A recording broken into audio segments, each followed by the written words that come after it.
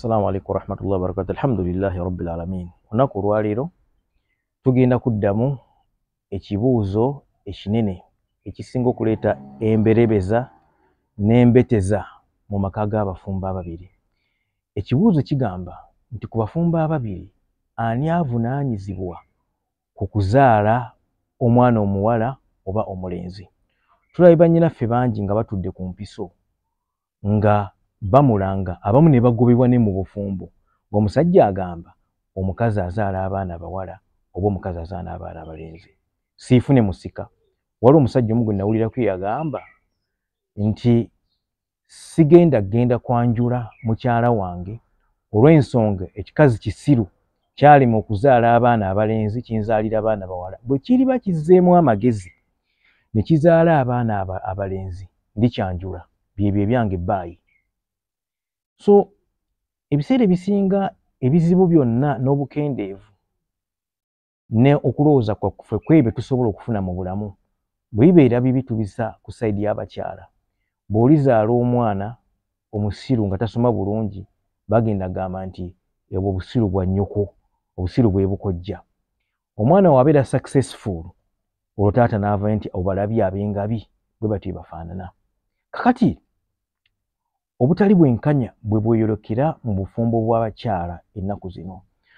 Omusajja omu yagenda n'azaala omwana Namagoya. Kati bw'azaala Namagoya n'amwegaana n'agamba ffe waffe tetuzaala bannamagoya, tetubeerako na bannamagoya. N'olw'ensonga eyo sijja kumukkiriza. Omusajja n'akwatamu ebibye n'adduka. Bw'adduka Katonda tazannyirwako, n'agenda n'awasa. Bwe yawasa ate ne gwe yawasa n'azaala Namagoya.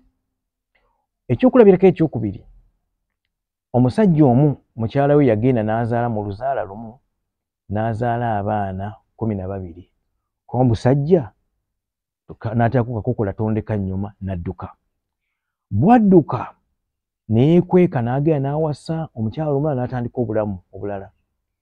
Bwe yafuna omukyala olubuto n'azaala abaana 8. Oye Allah, nti wadduka ekizibu era ekizibu ne kikulumba ne gy'ogenze. Kakati nga tuddeyo ku kibuuzo, ani avunaanyizibwa ku kuzaala abaana abawala oba abalenzi?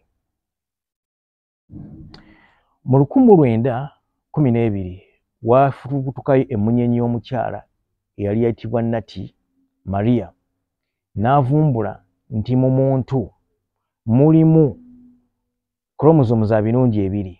Mulimu XX chromosome yevaamu omwana omuwala ne XY chromosome yevaamu omwana omulenzi. Kati mu mbeera efaanaganako bw'etyo, omusajja Katonda gwe yateekako obuvunaanyizibwa obw'okuzaazisa abaana ab'ebika ebyo mbiriri. Enkwanso eziditamininga omwana abeere muwala oba abeere mulenzi, Katonda obuvunaanyizibwa obwo yabuteeka mu musajja so si mu mukazi.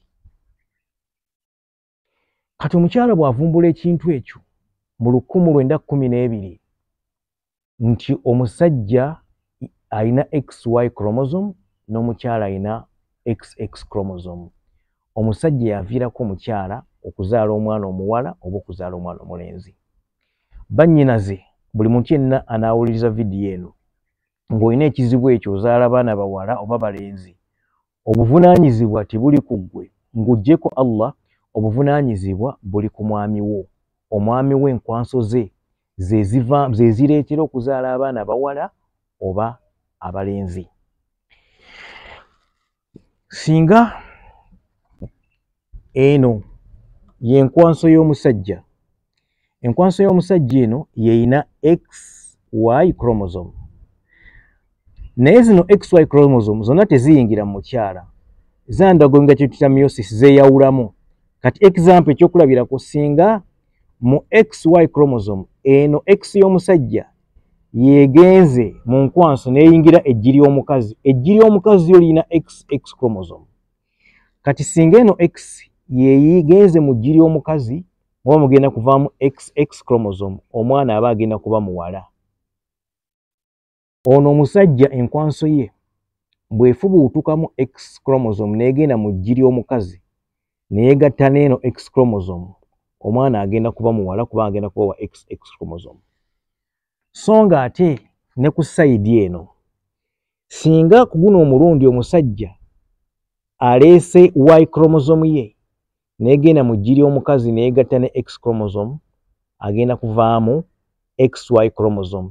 XY chromosome ye mwana omulenzi. Obujulizi tubuyina mu Quran. Allah tegeeza mu surati Najm n'agamba nti wa annahu khalaqa az-zawjayni adh-dhakara wal-untha min nutfatin idhan tumna. Timazima oyo Allah subhanahu wa ta'ala ye kennyini ye yatonda eppeya erimu ekisajja n'ekikazi. Bwe twogera ekisajja n'ekikazi kye kye tugambe nti XY chromosome, naye ng'agiteeka mwani n'agamba nti min nutfatin idhan tumna, yagiteeka mu mazzi agava mu musajja aganaanuuka.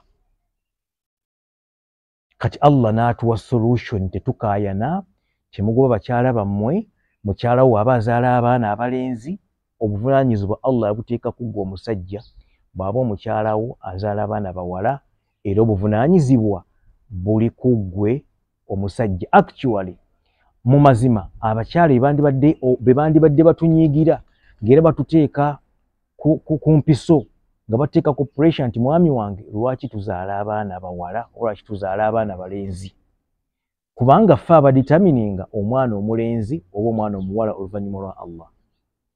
So gwe bw'oleeta embi enkwansi eyo n'egenda mu ggi ly'omukyala mu fallopian tube, eggimu erituula n'eyingira munda, kakati awo Allah ye aba amanyi, akumanyi nti obunafu obuliriddawa, kubanga ekyokulabirako XX chromosome bweba XX chromosome ebeera ewangaala nnyo, naye ate XY chromosome etambulira ku speed y'amaanyi ng'egenda okukola fertilization, naye ate efa mangu. Jjukira nti mu bamama baffe omwo mulimu obuwuka obulya enkwanso. Kati omuntu ndozamali mudde ku kintu kye bayita sperm count, nti abasajja abamu obutazaala ng'era nabwo ebuleeta ekizibu nti omusajja aba tazaala, tetusooka kwerowoozaako nti omusajja nnyinza okuba nze atazaala. Ebiseera ebisinga ogenda okulaba nga bannyina b'omusajja bagamba omukazi yajja tuliira mmere lwaki tazaala, naye ng'oluusi abasajja naffe tetuzaala, nga kiva ku sperm count okuba nti enkwanso zo ntono baziriira mu kkubo nga tezinnatuuka eri. Kakati bwe zibeera nga ziriibwa, kitegeeza nti eno enkwanso evaamu omwana omuwala ebeera n'omukisa munene nnyo okutuuka eri okubeera okufatalizinga, kubanga eno ey'omwana omulenzi edduka mangu naye bagirya mangu tewangaala, naye n'ey'omwana omuwala emalamu ennaku 3 munda mu nabaana. So kitegeeza nti efuna omukisa gw'okubeera nti omwana ajja kuzaalibwa omwana omuwala. So oyo Muhammadin sallallahu alaihi wasallam eyajja n'amawulire nga omuntu akisobola okugamba nti lwaki nzaala abaana abalenzi oba abaana abawala. Allah yatugamba nti mazima yatonda peya bbiri ey'ekikazi n'ekisajja nga ziva mu mazzi aganaanuuka. So obuvunaanyizibwa obw'okuzaala omwana omuwala Allah yabuteeka ku musajja. Obuvunaanyizibwa omusajja kusindika mazzi, ebisigadde Allah yamanyi. Allah agenda okuditamininga nti gano amazzi g'osindise agenda kubeera mwana muwala oba mwana mulenzi, naye ng'obuvunaanyizibwa tebuli ku mukazi ng'etukirabye nti ye omukazi alina XX, alinda either omuwe X endala abeere ne X 2 azaale omuwala, oba omuwe Y akole ki azaale abeere ne XY azaale omwana omulenzi. Naye ebyo byonna byonna togenda kubisinkana okuggyako mu Qur'an. Kyova Allah agamba nti alif lam mim dhalika alkitabu la raiba fihi. Eyo Qur'ani, ekitabo ekyo Qur'ani ekitaliimu kubuusabuusa. Kyajja ne solution nga kyakka emyaka 1400 emabega egiyise n'egigwamu, naye lwaki kisolovinga ebizibu ebya 2025. Wabarakallahu fikum wa jazakumullahu khairan jaza. Assalamu alaikum wa rahmatullahi wa barakatuh.